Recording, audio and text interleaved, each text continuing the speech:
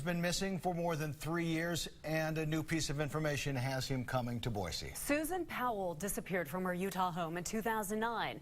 Her father hasn't stopped searching for clues. Eric Fink has much more in tonight's big story.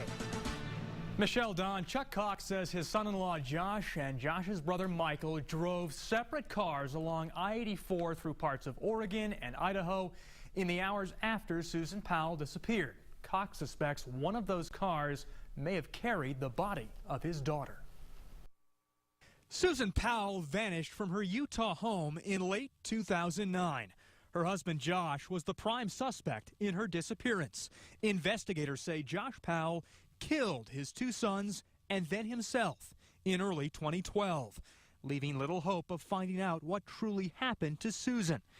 But Chuck Cox says he will never stop searching for his daughter or her remains. Realistically, I think everybody realizes that she's not coming back. It would be nice if we could find her and put her, whatever's left of her, back with the boys.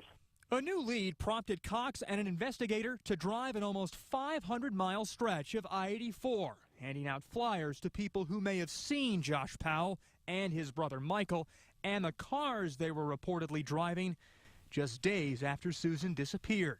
Earlier this year, Michael Powell committed suicide.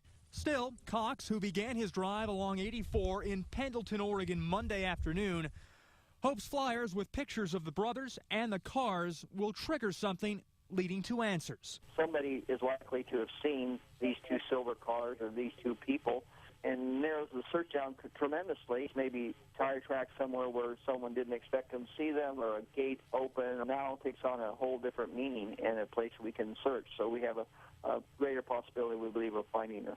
With renewed hope, Cox makes his way to Boise Tuesday. His father will wind up in Tremonton, Utah later this week. Cox knows there's little chance his daughter is alive. He says his goal is to solve the mystery behind her disappearance. And time only strengthens his desire to find the truth. Hey, I'm her father. I have to keep on some kind of a glimmer of hope. Anyone who's lost a child or has a loved one missing, you can never give up on them. You're never going to give up until you find out and you know. It's still going to affect you the rest of your life, but you cannot give up on that child that's missing. You have to find them.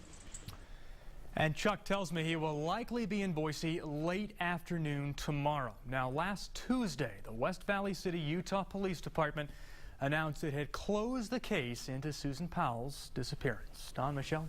Eric, how long is this current trip he's on going to last? I mean, will he come back and back and back through this I-84 corridor? Yeah, he says he will if he needs to. He says that his main goal is to make as many trips as possible, starting, of course, in Pendleton today, then through Boise, then all the way to Tremonton, Utah. But he will be back as many times as he needs to be in order to get some answers, or hopefully get some answers. Right, exactly. That's what he wants. Okay. Thanks, Eric. Today, of course.